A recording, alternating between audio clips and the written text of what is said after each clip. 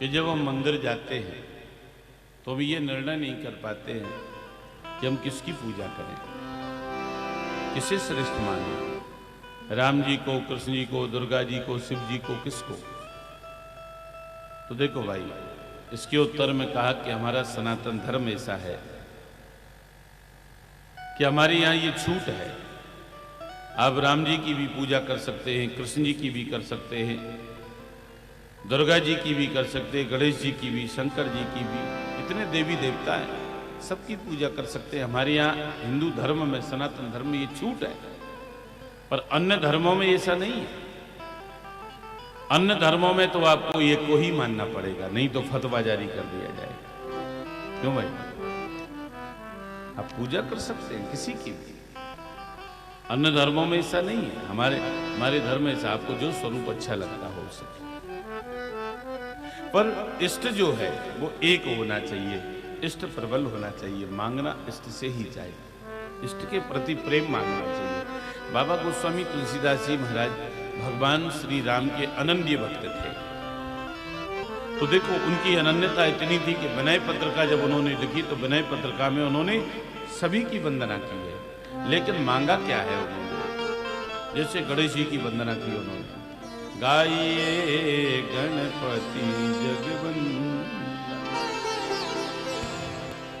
शंकर सुवन भवानी के नंदन, गाइए गणपति जगवंदन, सिद्ध सदन गज बदन बिनाया, कृपा सिंधु सुंदर सबलागा, मोदक प्रिय मुद मंगल दाता, विद्यावारिधि बुद्धि विधाता। अंतिम पंक्ति ध्यान से सुनना आप लोग, इसी में सब सार है। मानस मोरे, राम जी का वास मेरे हृदय में। वंदना गणेश जी कर रहे हैं, मांग रहे हैं कि राम जी का वास मेरे हृदय में हो। तो ये अनन्यता है, मांगना एक से चाहिए, पूजा सबकी करो। एक है साधे सब सदे, सब साधन सब जाए। एक व्यक्ति था, सभी देवताओं की पूजा करता था, सबको मानता था। जंगल में गया वो एक बार, तो क्या हुआ कि उसके शेर का सामना हो गया। एक शेर ने उसके ऊपर ऐसा आक्रमण किया तो उसने एकदम कहा कि हे दुर्गा जी बचाओ।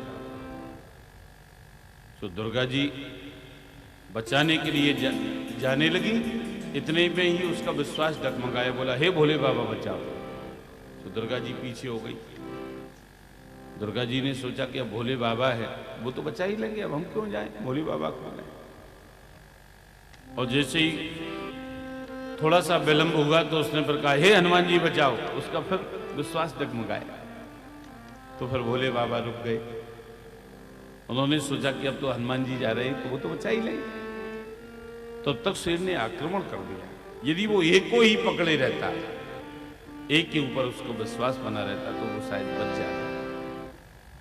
तो एक साधन सब सद है, सब साधन सब जाए। इसलिए इष्ट एक होना चाहिए, वो भी प्रबल।